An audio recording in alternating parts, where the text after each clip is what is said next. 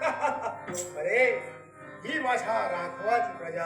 अरे भक्तगण आज कैक जमा झाले तर समोर पहा. अरे ते सांगत नाही, तुझ्या भक्तगणांच्या पाठीमागे पहा, काय दिसतंय तुला?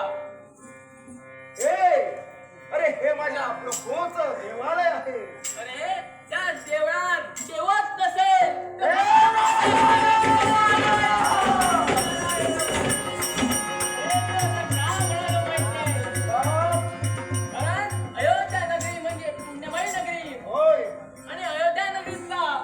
राजा सुवर्ण हा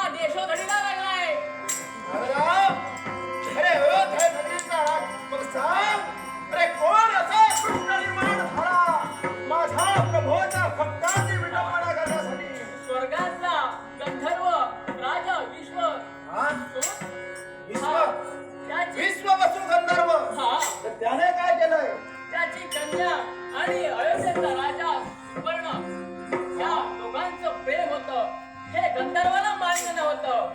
म्हणून गंधर्वाने त्या राजाला सांगण्याचा प्रयत्न केला, पण राजा काही ऐकला नाही. त्या दोघांचं भांडण झालं, युद्ध झालं. युद्धात गंधर्वाने अयोध्येच्या राजाला श्राप दिलाय. काय सांगतो हे बरोबर? शाप जर तो दिला त्याला उशाप नाही नाही तर त्याला प्रतिशाप पण दिला आहे. हे बरोबर. पण एवढा उन्मत्त का तो गंधर्व झाला असेल?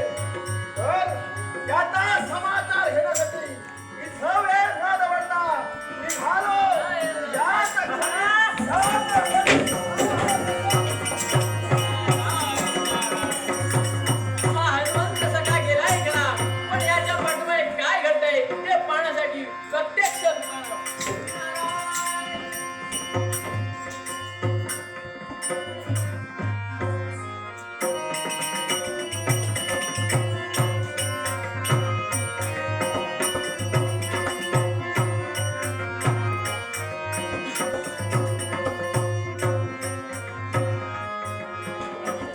या स्वर्ग साम्राज्याचा आम्ही सर्व उपभोगतो आहे. पण आमच्या बाबतीत काय घडलं असेल तर स्वतःच्या कन्येला एवढं प्रेम दिलं, माया लोभ दिला, पण दिलं ते काय? या बापाच्या समोर प्रेम प्रसंग घडविला आणि बापाने दिलेले संस्कार विसरले आणि या बापा समोर केलेला फक्त विश्वासघात, विश्वासघात आणि विश्वासघात.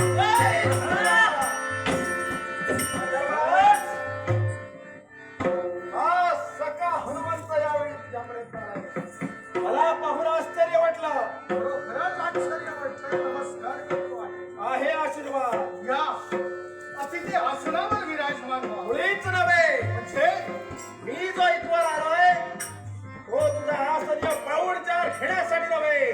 म्हणजे आपण आलात त्याला विशेष कारण आहे. होय, असं कोणतं कारण? मला सांग रे. अयोध्या नगरी पर्यंतच्या मृत्यू लोकात तू गेला होतास. हो, गेलेलो. मग तुझी कन्या आणि राजकर्ता राजा सुवर्ण यांच्या बाबतीत याचा प्रेम संबंधाविषयी काय घडलं रे? त्याच्यात तुझ्यात संघर्ष झाला खरा आहे. अगदी बरोबर म्हणताय तुम्ही. मग त्याच्या पुढे जाऊन तू काय केलं? एका बापाने काय करायला पाहिजे? स्वतःची कन्या बापाच्या विरुद्ध जात असेल, मग बापाचं काळीचं तीळ तुटत असेल, तर एका बापाने काय करायला पाहिजे तेच या बापाने केलं. जरूर. प्रत्येक आई बापाला या जगात अधिकार आहे आपल्या मुलाच्या बाबतीत योग्य ते वागायचा, योग्य ते शासन त्याला ठरवायचं. पण मला सांगे, शासना पलीकडे जाऊन तू अयोग्य रीतीने वागलायस, जी शिक्षा त्याला दिली आहेस, अरे त्याला मर्यादा राहिलेली नाही. आणि म्हणूनच यावेळी या क्षणाला अयोध्या नगरीचा राजकर्ता शापाने परिणाम होऊन अरे अयोध्यास पोरगी झाली आहे. आणि या क्षणाला या नगरीच्या लोकांतील अरे आक्रोश मी ऐकला. आणि म्हणूनच यावेळी त्यांच्यासाठी मी तुला तिथं घेऊन जाणार आहे. भवान पुत्र, ते शक्य नाही. एकदा मुखातून दिलेले स्वरध्वनी जे शापाने बाहेर पडलेले आहेत आणि त्यांचा मुखखबर पाहिला जर तुम्ही मला घेऊन जात असाल, येणार नाही. गंधर्वराज, एक लक्षात ठेवा, समोपचाराच्या भाषण जर ऐकलं असाल तर या हनुमंताचा प्रताप आपल्याला मिळत असेल. शक्तीच्या जोरावर या क्षणातला फरफटत घेऊन जाईल. त्याचे परिणाम काय होतील हे तुला ठाऊक आहे. भवान पुत्र, क्षमा असावी, पण यावेळी जे तुम्ही सांगताय कदापि करू शकत नाही. आणि जर तुमची तशी इच्छा असेल तर हा काय शस्त्र उचलतोय? गंधर्वराज, यावेळी शस्त्र तुम्ही हाती धरलाय. मग ठीक आहे, पाहूया तुझ्या अंगातही किती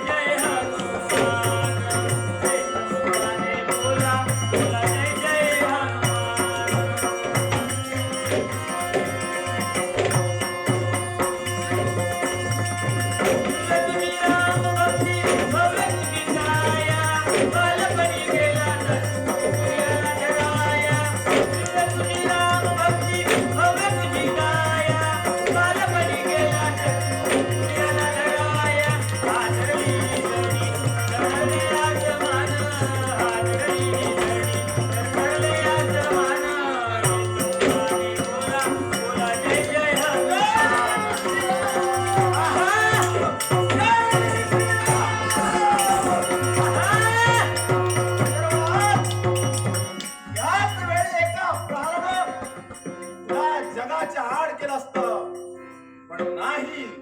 थांबण्याचं कारण कारण एकच, जे यातना तू त्या राजकर्त्याला दिलेस, जो शाप तू त्या राजकर्त्याला दिलेस, त्याला एकच शासन प्रतिशाप.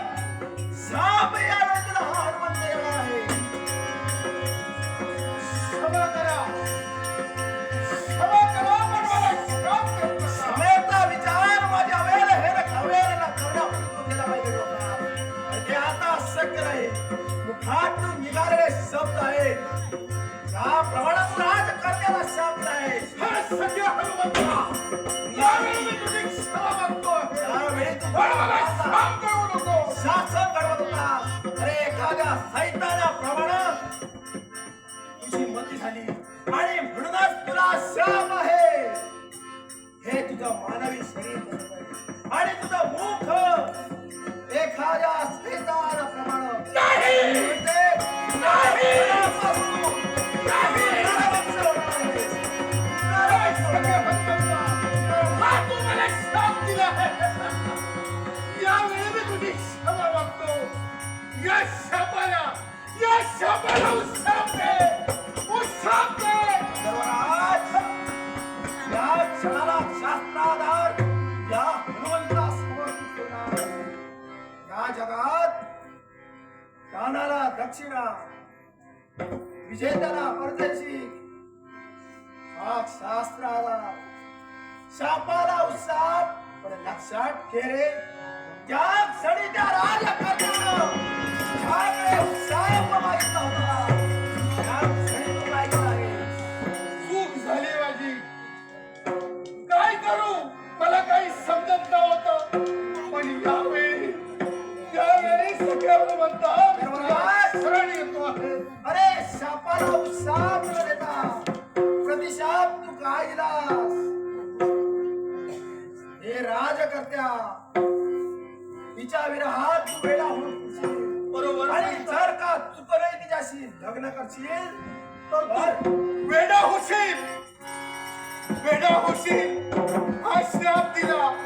त्याच वेळी त्याने माझ्याकडे प्रतिशाप मागितला. सगळ्या हनुमंता मी प्रतिशाप नाही देऊ शकलो. एक बापाचा फळ त्यावेळी ते तुझ्या अरे आजही तू असत्य भाषण करतोय. अरे त्यावेळी तू उत्साह नाही, त्याला प्रतिशापच दिला. त्याला प्रतिशापच म्हणतात. तर तो प्रतिशाप तुझ्या मुखातून काय निघाला? हे राजकर्त्या, जरी याही परिस्थितीत तू तिच्याशी लग्न करशील तर त्याच क्षणाला तू जगाच्या हार होशील. तो हा प्रतिशाप तुझ्या मुखातून बाहेर पडला होता. क्षमा मागतोय सगळ्या हनुमंता. यावेळी मी तुला शरण येतो आहे. मग याच वेळी शास्त्राधार मी जाणतोय आणि म्हणूनच यावेळी तुला एक शाप मी देतोय. तो कोणता असेल?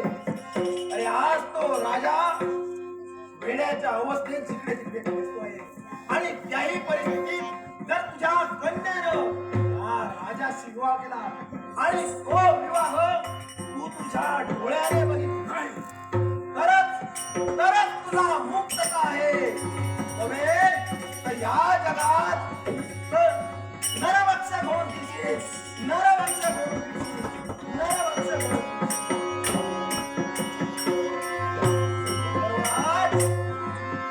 अखेर नावी लागानं मला तुला शाप द्यावा लागला आणि दिलेला शाप यावेळी सत्य होणार आहे का?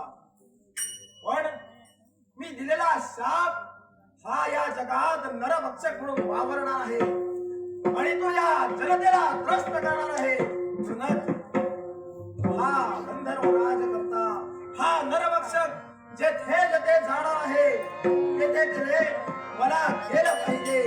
जय श्रीराम.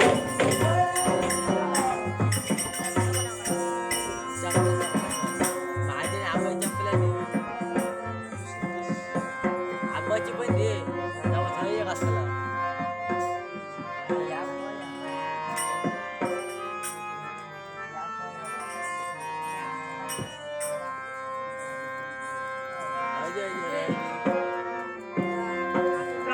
चांदण्याचे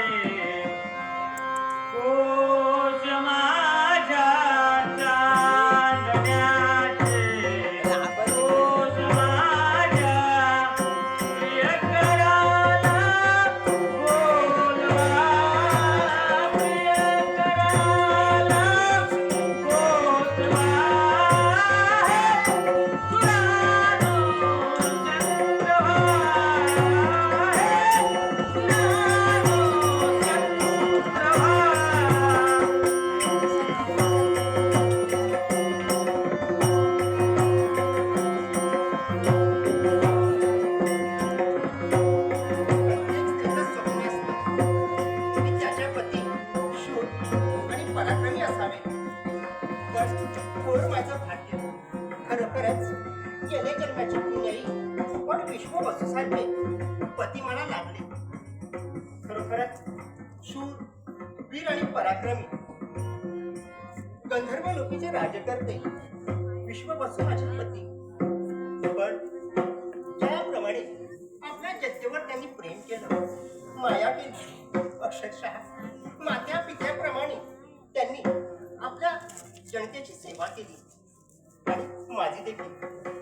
पण विवाहापश्चात आम्हाला एक पुत्री प्राप्ती झाली. सुकन्या असं नाव सुनैना नाव असं ठेवलं तिचं. खरोखर ती पण गोड. पण आता मला चिंता वाटू लागली आहे. चिंता एकच की ती आता विवाह योग्य झालेली आहे. असं म्हणतात वयात आलेली पोर आणि आई बापाच्या जीवाला घोर. पण बराच वेळ झाला. मला बोलली, आई मी मृत्यूलोकी जाऊन येते आणि वनविहार करून येते. पण बराच वेळ झाला आणि त्याच्या मागोबा माझं सौभाग्य देखील गेलंय. पण फार वेळ झाला. ही आई तुझी वाट पाहते ग. अगे सुनैना, कुठे राहिलीस? काय झालं असेल? हे परमेश्वरा, आता तूच मार्ग दाखव बाबा. बराच वेळ झाला. हे शिवशंभो. सुनैना, अगं आई तुझी वाट पाहते. बराच वेळ झाला. काय झालं असेल?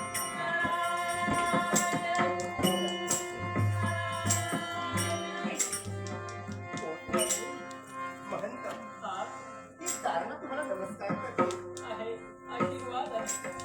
आणि उदास मनाने मला नमस्कार केला. काय झालं असं? चिंता तर वाटतेच. वयात आलेली पोर जेव्हा आईला सांगते की आई मी मृत्यूलोकी जाऊन वनविहार करून येते, पण बराच वेळ झाला. माझा जीव कसा खासावीस होतोय. काय झालं असेल? तुझी लेक ही मृत्यूलोकात गेली. कशासाठी गेली तुला सांगून गेली आहे का? हो, मला बोलली हा? की माझ्या सखींसोबत मी वनविहारासाठी जाते आणि मी तिला आज्ञा दिली. ती वनविहारासाठी नाही, तर एका राजकर्त्याला भेटण्यासाठी जाते. एका राजकर्त्याला भेटण्यासाठी. म्हणजे अक्षरशः ती आपल्या आईशी खोटं बोलली. आईशी खोटे बोलली, बापाशी खोटं बोलली आणि दोघांचंही प्रेम चालू असताना काय? राजा गंधर्व याने पाहिलं. काय सांगताय? हा, राजा गंधर्व आणि अयोध्येचा राजा याचं युद्ध झालं. युद्धात गंधर्वाने त्या अयोध्येच्या राजकर्त्याला श्राप दिला. काय? तो अयोध्येचा राज्यकर्ता म्हणजे प्रभू रामचंद्राचा भक्त होता. काय सांगताय? प्रभू रामचंद्राचे हे वृत्त ऐकतात मारुती गंधर्वापाशी गेला. गंधर्वाला समोपचाराने सांगितलं, पण गंधर्व काही ऐकला नाही. म्हणून गंधर्व आणि हनुमंताचं युद्ध झालं. युद्धात मारुतीने गंधर्वाला श्राप दिला. काय? होय. श्राप दिला? श्राप दिला? हे नारद, हे महंत. श्राप दिला तो कसा की या पुढे तू या जंगलात नरभक्षक म्हणून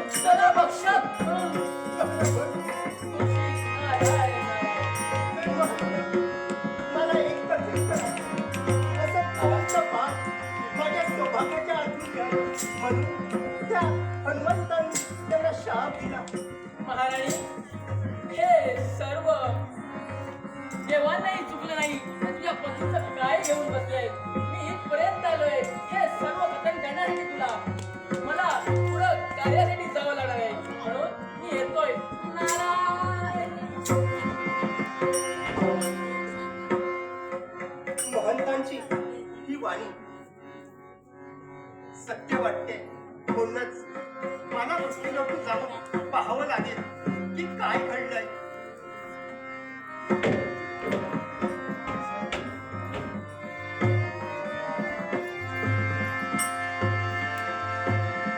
आहा!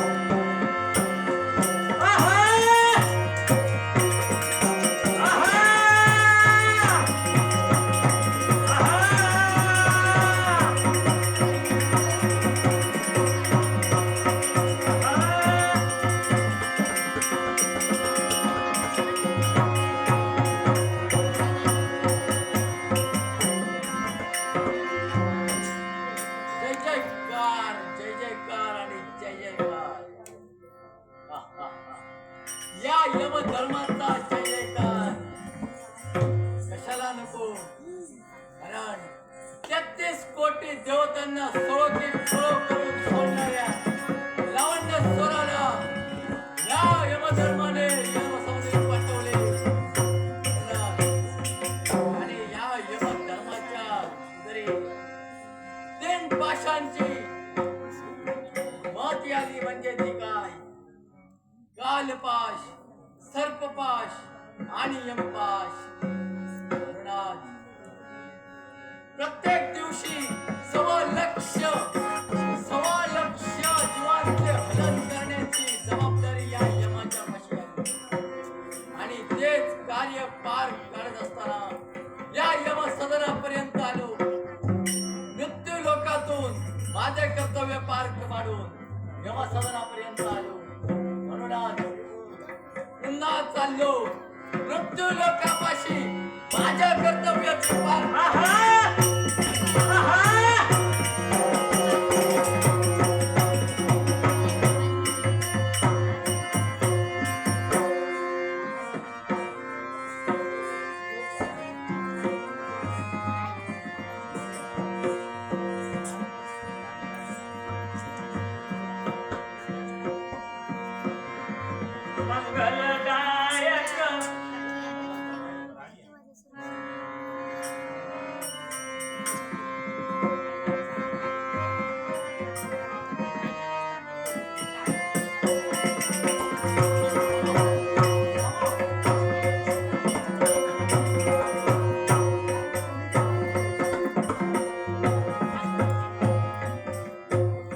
महंतांनी जे कथन केलं ते खरोखरच जीवावर बेतणार होतं.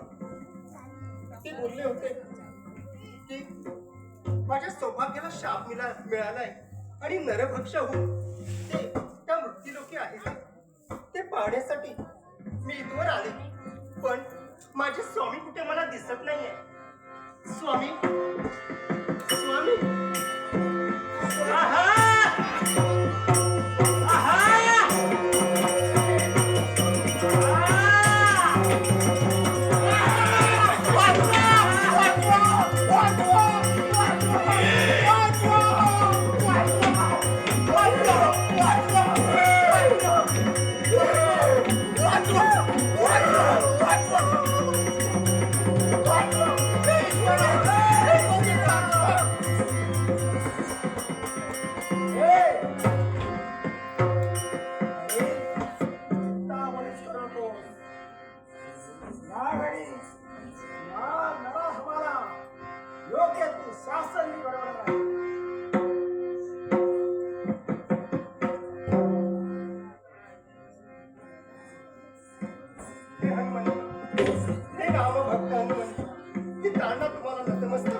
आहे मंगल असं खरोखर जे तुम्हाला संकट मोचन हे नाव आहे आणि ते संकट या चालण्यावरती आलं होतं आणि ते संकट तुम्ही आज दूर केलंय. खरोखरच संकट मी दूर केलं, पण खरं संकट याच्या पुढे आहे. कारण ज्याला तू नरभक्षक होते अन्य कोणी नसून साक्षात तुझी पती देवता आहे. माझ्या पतीने मला एक कथन करा. त्याची अवस्था आपल्या कन्येच्या बाबतीत केलेला विचार, केला शाप, एखाद्या अरम सैताना प्रमाणे त्याची बुद्धी वाढली, त्यात क्षणाला त्याला विकलेला शाप आहे आणि हा शाप त्याला भोगावा लागणार आहे. तुम्ही करुणा निदान आहात. मग काय हवंय तुला? मग यावर माझे जे पती माझ्या समाजाचे पूर्वपण होतं ते मला द्या. एवढीच करतात तुम्ही असे. एका अग्नी दिव्यातून बाहेर पडायचं असेल हे गंधर्व जरूर तुझी इच्छा मी पूर्ण करणार आहे, पण याच्या करता तुला माझ्या सोबत यावं लागणार आहे. चल वेळ जवळ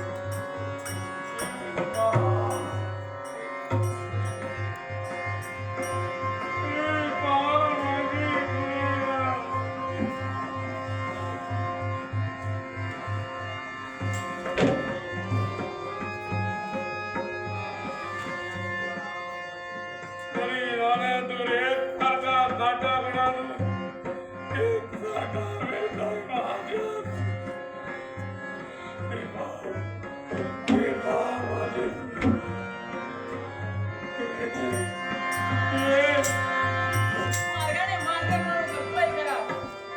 नारायण नारायण.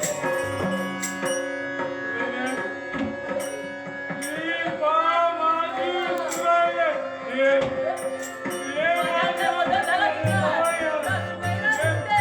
नारायण नारायण.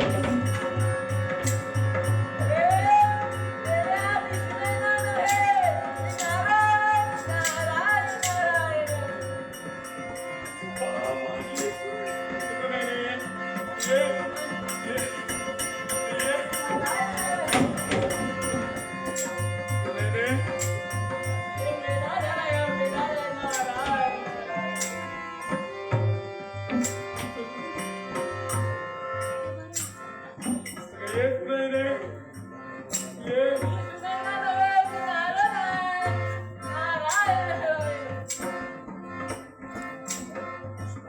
तुम्हाला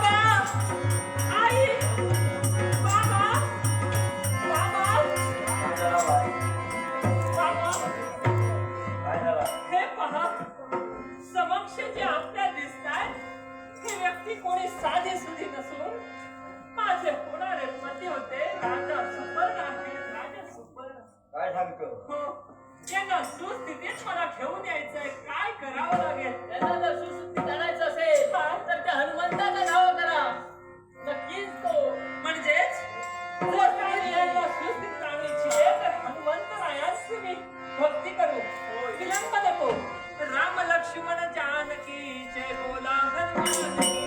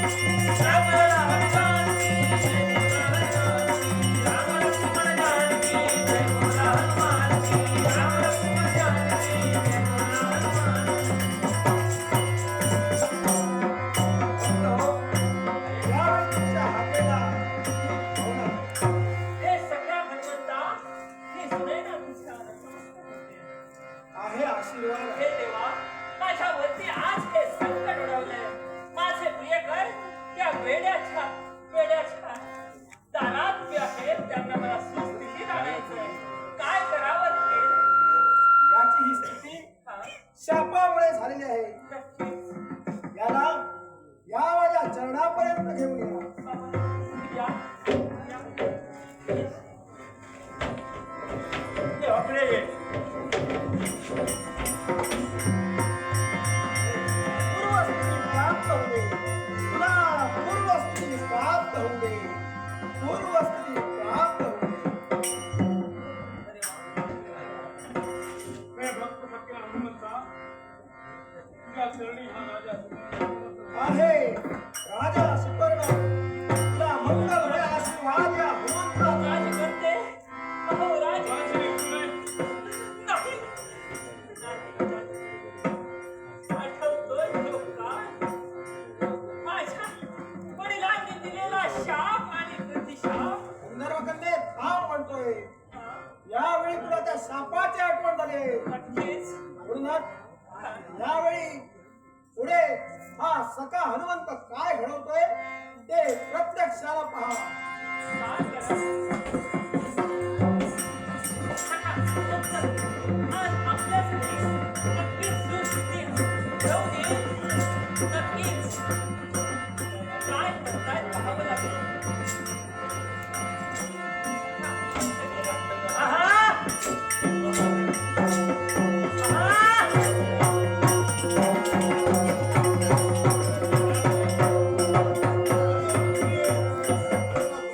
भक्त हो चिंता म्हणून करू नका याला पकडून ठेवा आई बहिणा बाय पार्वती राया हे समोर दिसतायत ते कोण आहे अगं समोर दिसणारी व्यक्ती दुसरी तिसरी कोण नसो हा? प्रत्यक्षात तुझे जन्मदाते काय? माझे पिताश्री या परिस्थितीत कसे काय ओढले हे हनुमंतराया माझी तुझ्याकडे विनवणी आहे रे विनवणी आहे सुस्थितीत माझ्या वडिलांना प्राप्त करून दे सुस्थितीत या क्षणाला एका मुलीचा काळीज हा? बापाबद्दल व्यक्त तू केला आहेस तुझी चिंता मग यासाठी तुला एक अग्नी दिव्य या क्षणाला करावं लागेल कोणतेही सांगाल ते दिव्य करायला ही सुनैना बापाने शाप दिला असेल हा. या क्षणाला याच्याशी तुझा विवाह करा नाही हनुमंतराया नाही विवाह केल्यानंतर आठवतोय तो प्रतिशाप यांना येणारा मृत्यू आणि तो मृत्यू मला त्या ठिकाणी नकोय कारण त्यांची जी प्रजा सुद्धा ही पोरकी होईल शाबास यावेळी प्रजेचं हित तू दर्शवलं हा. म्हणूनच मी तुला सांगतोय या क्षणाला जे होईल त्याला पूर्वस्ती जबाबदार सर्वस्वी मी काय आहे. म्हणताय आणि हनुमंतराया? या क्षणाला तू याच्याशी लग्न केलं पाहिजे संपूर्ण पुढे येणाऱ्या काळात निश्चिंत राहून ही सुनयना माझ्या प्रिय राजकन्यांसमवेत विवाह करण्यासाठी तत्पर होते. ठीक आहे धर्मा. हे असा समोर ये.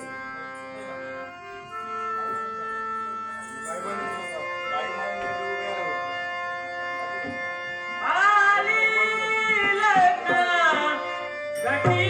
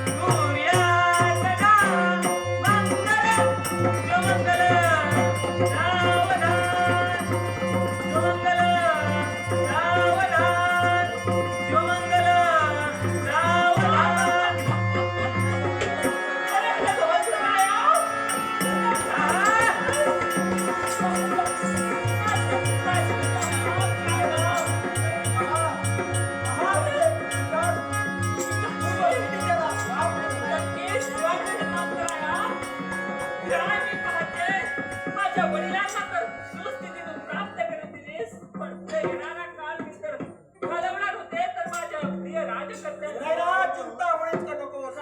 शब्द यावेळी तुम्हाला हनुमंत दिलेला आहे. म्हणून यावेळी हनुमंत काय ठरवतोय ते प्रत्यक्ष आज वेळी याला मुलीचा स्पर्श होऊ नका. जोपर्यंत मी येत नाही तोपर्यंत याचं तुम्ही जतन करा. या क्षणाला पुनश्च याचे प्राण याच्या देहात उतरून या जगाला तुझे रूप आहे असा शब्द आपल्याला हनुमंत देत आहे.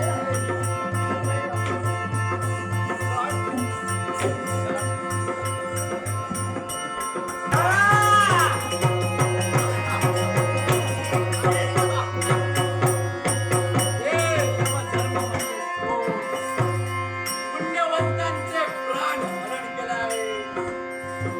प्रत्येक दिन 1.25 लाख प्राण हरण करण्याचे उत्तरदायित्व ह्या यमधर्माकडे आहे. महाराज, ना स्वर्ग, ना मृत्यू नको.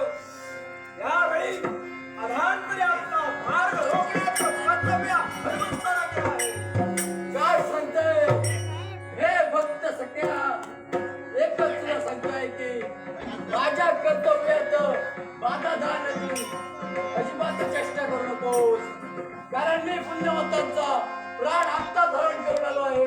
महाराज, या विश्वात हरिहर ब्रह्मादिकाचा जो भक्त आहे अन्य कुणाचे असे सामान्य माणसाचे प्राण आपले धारण करतात आणि पुण्यवंताचे प्राण आपण करतात धारण करतात. होय, या क्षणाला आपण शिकवणार या क्षणावरून मृत्यू लोकापाशी अयोध्या नगरी म्हणून आलो आहे, कारण त्या अयोध्या नगरीच्या राजकर्त्याची आयुर्मर्यादा आज संपली आहे. मग माझ्या चित्रगुप्ताच्या सांगण्यावरून मी आज त्याचे प्राण हरण करून आणले आहे. महाराज, होय, आतापर्यंत आपल्या कर्तव्यात कधी आपण चूक केली नाही. बरोबर. अधर्मानं आपण कधी वागला नाही. पण यावेळी हा हनुमंत आपल्याला विनवणी करतोय. हे हनुमंत, तू विनवणी कर नाही तर माझ्या बाबा तरी माझ्या कर्तव्यात मी कठोरही थोडी करणार मी नाही. असं का म्हणतोय तर त्या पुण्यवंत राजकर्त्याचे प्राण सोडले आहे. अरे जनता पोर केलेली आहे. म्हणूनच या क्षणाला त्याचे प्राण पंचतत्वात विलीन होण्यास भले जनता मी तुला परतो होऊ दे. थांबवलेलं आहे. तरी मी माझ्या कर्तव्यात मी कसं करणार नाही. माझे कर्तव्य ते काय? जगातल्या सर्वांचे प्राण हरण करण्याचे. म्हणून मी तुला फक्त सख्या सांगतोय, एक म्हणून तू याला पावली निघून जा. धर्मराज, आतापर्यंत मी दिलेला शब्द माझे शब्द म्हणजे वचन आहे. ते कधी कोणी पुसले नाही आणि जर का पुसण्याचा प्रयत्न करत असतील तर धर्मराज, या क्षणी हत्तीच्या जोरावर होईल त्या बरं, ठीक आहे. चालेल.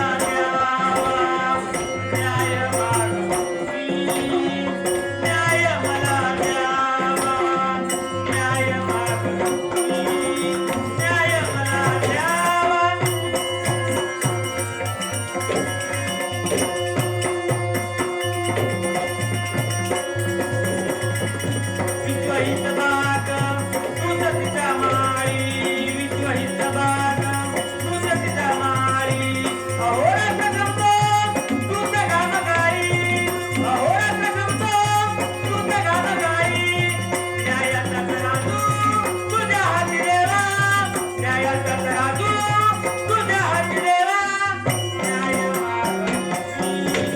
न्याय मला द्यावा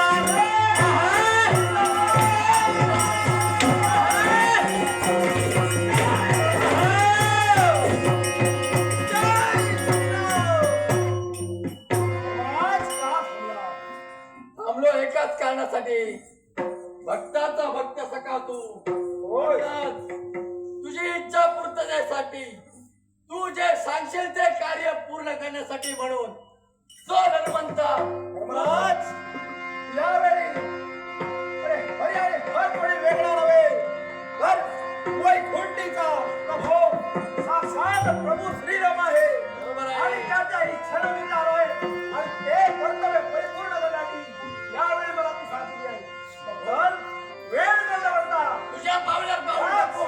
काय एवढं पाहिजे?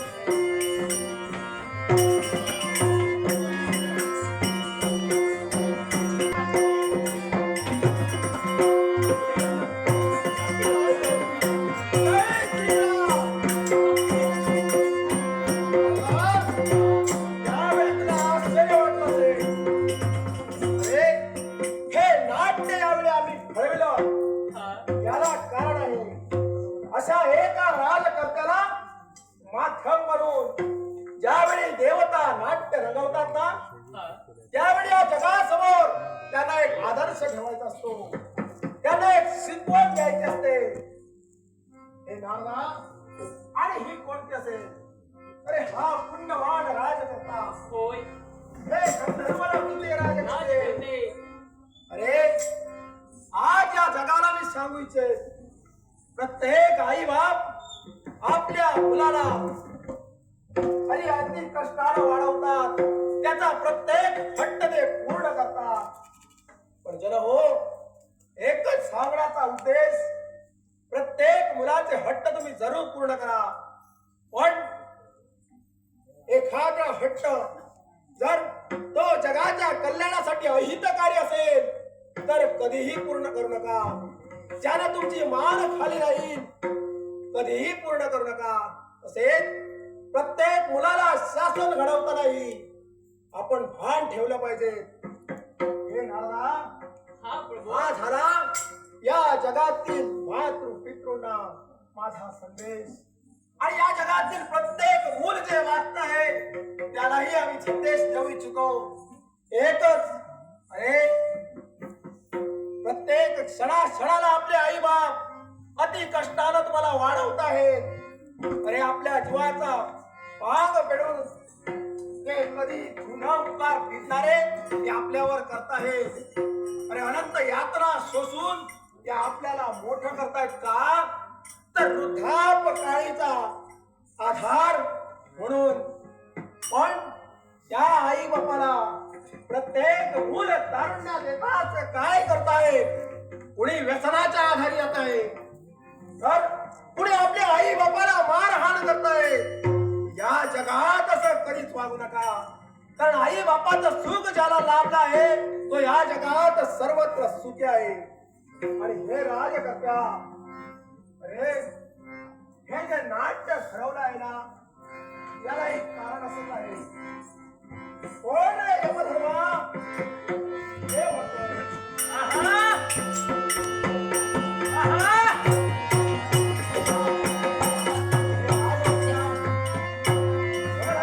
बोल. माझ्या प्रभूच्या इच्छेसाठी यावेळी तू सांगितलेल्या कर्तव्याची पूर्तता मी करणार आहे. तू जे सांगितलं एका पुण्यवंताचा प्राण मी हरण केला आहे त्याचा प्राण तू परत देण्यासाठी मला सांगितलं म्हणून हा घे तू सांगितलेल्या इच्छेनुसार मी त्याचा प्राण आता पुन्हा सहजिवंत करत आहे.